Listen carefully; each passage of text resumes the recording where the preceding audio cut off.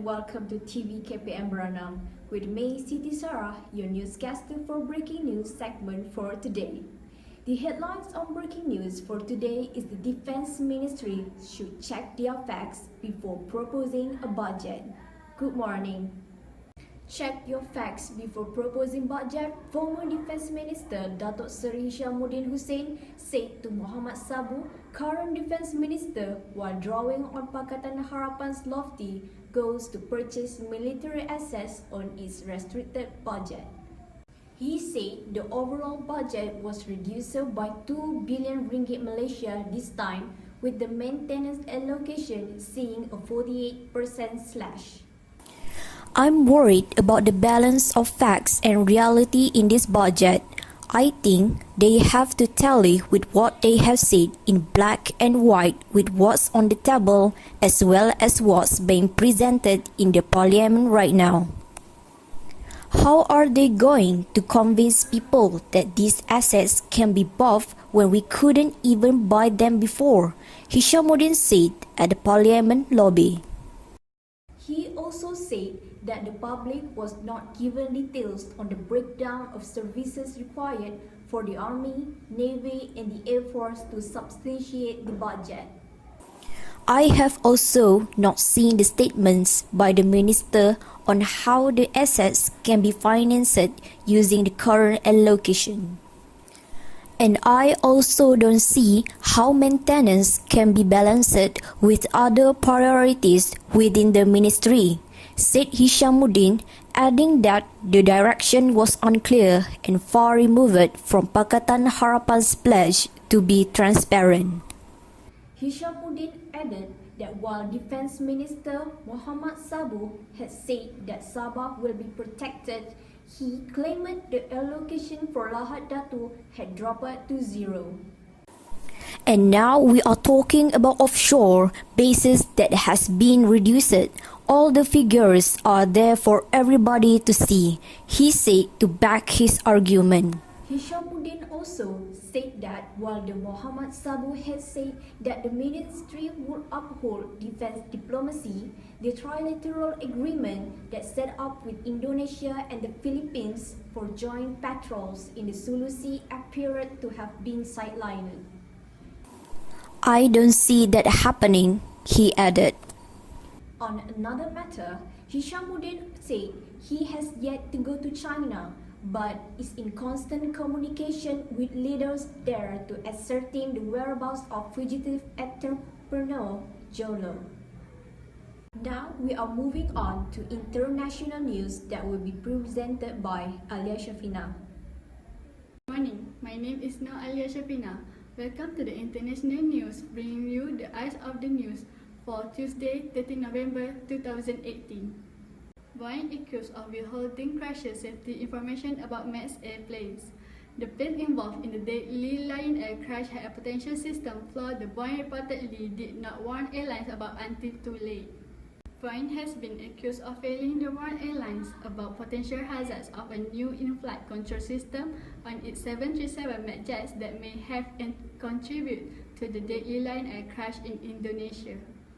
The Wall Street Journal reported they were concerned about the automated stall prevention system on the American jet makers MAX 8 and MAX 9 models, which was designed to stop flight crew mistakenly raising the nose of the plane dangerously high. But it was about a week after all 189 people on board were killed in the Lion Air crash that Boeing warned airlines of a potential fault in the new feature, which under unusual conditions can push the plane nose down unexpectedly and so strongly the flight crews cannot pull it back up. The report said that could result in a steep dive or crash even if pilots are manually flying the jetliner and do not expect flight control computers to kick in. Safety experts involved in the investigation said U.S. aviation officials the airline's pilots had not been told the new system had been added to the 737 MAX aircraft. Lion Air's month-old Boeing 737 MAX 8 crashed into the Sea of Jakarta minutes after taking off for the Indonesian destination of Pangkal Pinang on October 29. Authorities are still desperately searching for the plane's cockpit recorder to help understand what went wrong.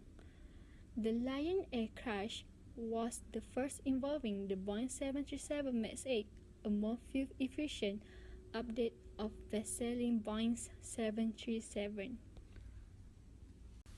Preliminary flight data such as passengers on down flight 610 experienced sickening drops in altitude in the 13 minutes they were in the air before the plane plummeted with rapid speed into the Java Sea. The same jet had a difficult takeoff on another flight the day before the fatal crash, with passengers hearing weird sounds and feeling like they were on a roller coaster as the aircraft struggled to ascend.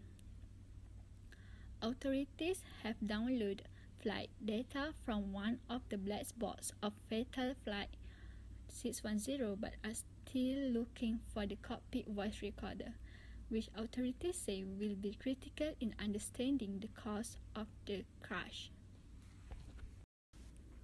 Virgin Australia is waiting for the outcome of Flight JT-C10 investigation to see if any change need to be made to its order of 30 Boeing 737 MAX 8 aircraft, which are due for delivery in November 2019 and will replace its existing 737-700 or 800 planes. The airline is understood to be monitoring the outcome of an investigation by Indonesian authorities into the Lion Air crash to see if any recommendations are made for change to the aircraft. On the weekend, the head of Indonesia's Transportation Safety Committee, Sujanto Tajono, said, "From the black spot data, we know about 70 to 80% of what happened, but to 100% understand the cause of the accident. We need to be able to know the conversation that took place in the plane's cockpit." That's all from international news. Now we are moving on to traffic news by Muhammad Ezanie.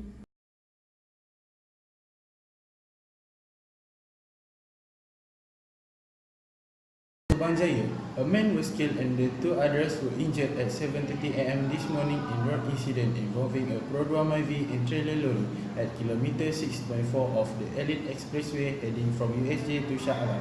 The car driver, Fauzi Mustafa, 35, was killed on the spot while his passenger Muhammad Hasnan Muhammad Ali, 57, fractured his right hand.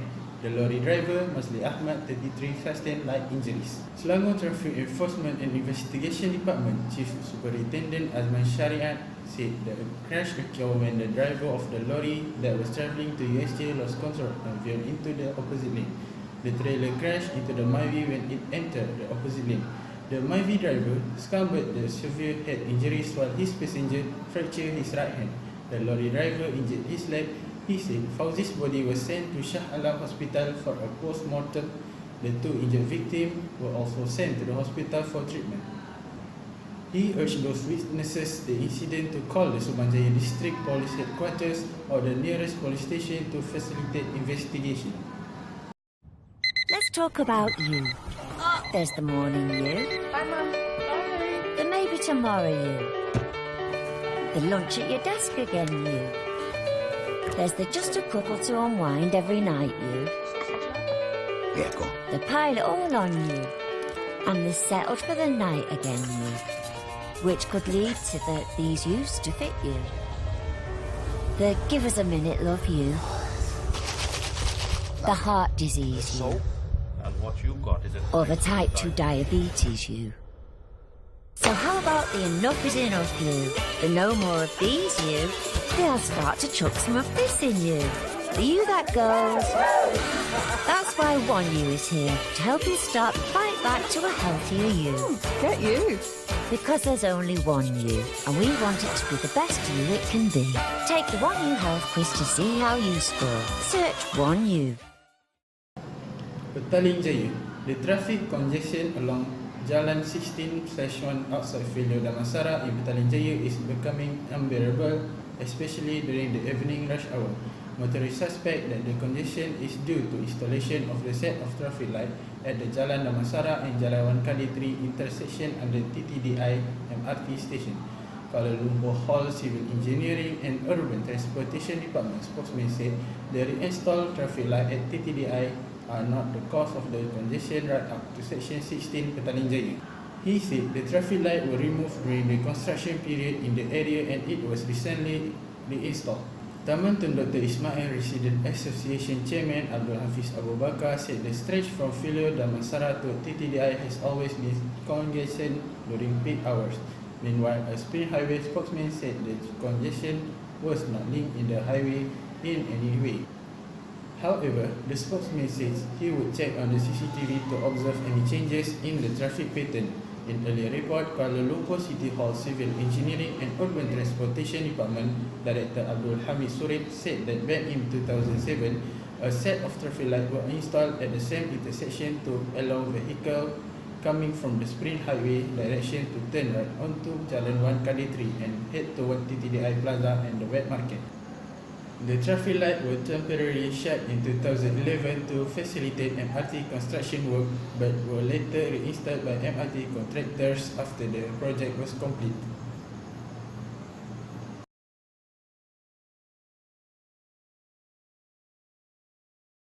Dengar baduk berbunyi, sayup bergema di subuh sunyi, memanggil kepada muslimin segera berbagi.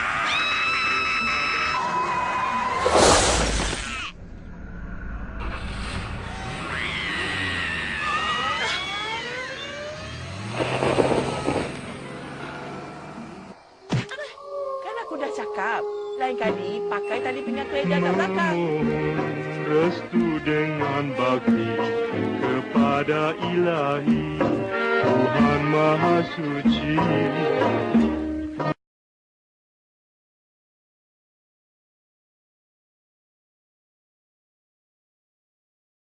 Still with the Malaysia Meteorological Department.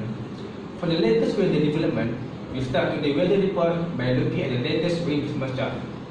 At this point, observe wind condition in the region of the country blowing from various directions in the line with the phase of monsoon and wind transition experienced in the country at this time, which is there still no phase alert issued by Malaysian Meteorological. Switch to current satellite display.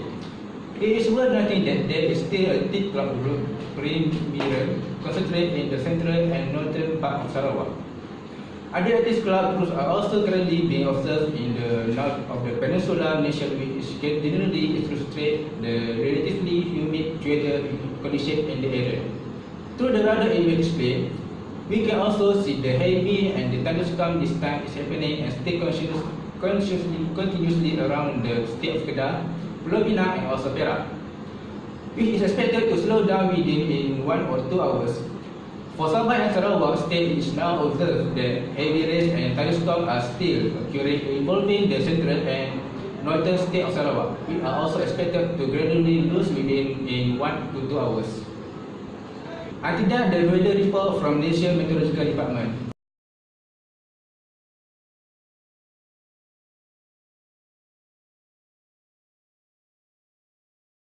Now, we move to today's sports news. In the recent AFF Suzuki Cup match, Malaysia's wish of sealing a third straight win in the AFF Suzuki Cup campaign was revoked by Vietnam, who defeated them 2-0 at the Mai Stadium in Vietnam.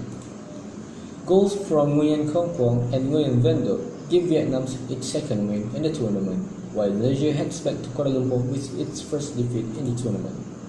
In the first half, Harimau Malaya dominated proceedings with intricate passes and enterprising play.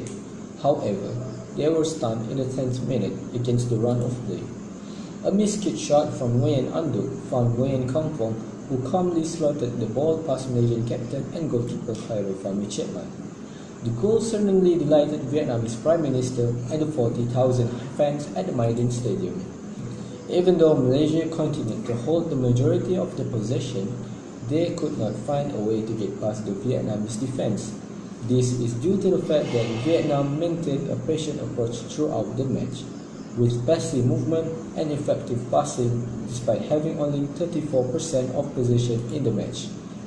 The Malaysian team, who is coached by Tan Cheng Ho, continued to dominate in the second half, but Vietnam were tactically resolute and frustrated Malaysian players with their efficient zonal marking. Vietnam's patience paid off when the Golden Dragon scored after Van Van Dorp's beautiful through pass found the number 11 striker, who gave Vietnam a 2-0 lead in the 60th minute. The scoreline remained at 2-0 till the finishing whistle. Vietnam will look to continue their winning streak and also seal a spot in the knockout stages by beating Cambodia in Hanoi on November 24. Malaysia will next face Myanmar at the National Stadium in Bukit Jalil, Kuala Lumpur on November 24 to complete their Group A campaign in the AFF Suzuki Cup. Malaysia will need to win against Myanmar to book place in the knockout stages of the tournament. On the other news, after a brilliant 1-0 win over Indonesia to kick off their campaign in Group B, Fandi Ahmad's charges went down by the same score in Bacolod to the Philippines team. With Indonesia winning their second games against Timor-Leste on the same night, along with Thailand's sensational 7-0 drubbing of the same opponent, Singapore have no other choice but to find their goal-scoring touch and find it fast. As it stands, Singapore, Indonesia, Thailand and Philippines are tied on 3 points, and with the Philippines set to shoot on side when they take on Timor-Leste on Saturday in Kuala Lumpur, goal differences could be the catalyst used to decide who goes through the semi-finals from the group of death. In his post-match comments in Bacolod, Fandi said that he will go back to the drawing board and relook his tactics and maybe even change the formation. He lamented his team's lack of penetration in the final third, a responsibility that fell on the shoulders of Gabriel Kwak, Faris Ramli and Yasser Hanapi, the attacking trident that started behind lone striker Ihsan Fandi. But Faris suffered a hamstring injury in that game, while replacement Shahril Ishaq dislocated his shoulder and will be ruled out for the rest of the tournament. The Lion Tamer will have to innovate and think. One thing for sure is Khairul Amri, Singapore's veteran striker and the man who notoriously loved to find back of the net on the big occasion, must start alongside Ihsan. This is due to the fact that Timor-Leste's defensive line looked like a pack of disjointed individuals struggling to communicate in their losses to Indonesia and Thailand, and it showed with 10 goals conceded. With 32 goals in 127 appearances, the wily old fox from campaigners, combined with excellent dynamism and willingness to draw defenders out of position, can sniff out a goal down the middle with the right assist coming his way. That brings up the left and right midfield option for Fandi, 2 positions that must deliver if the Lions are to rack up a huge scoreline. Gabriel Kwak has been patrolling the left flank in the last 2 matches, but a switch to the right in replace of Yasser Hanapi will allow him to execute his favorite move of cutting in to take aim at goal. While Adam Swandi and Iqbal Hussein are the natural replacement on the left, Fandi might want to push in-form wingback Shakir Hamzah to take up that role. The home United man has been outstanding when marauding down the left for his club, and a repeat performance against the Timor-Leste will be what the Lions desire. That leaves Fandi with the tactical flexibility to either go for a back three, since they are expected to spend most of the time in the opponent's half. Should he play by Haki Khaizan, Irfan Fandi and Safwan Baharuddin in a 3-man defense, the trio can also provide height and goal-scoring flair at set pieces. But should Zulfadmi take on the left-back role, his set-piece prowess adds another dimension to the game plan. All in all, Fandi has plenty of options, but needs to figure it out as he goes for broke. They will need to score at least 4 times, and anything less than that might not be enough for the Lions to escape a 3rd consecutive group stage exit at the tournament they once owned. That's it for today.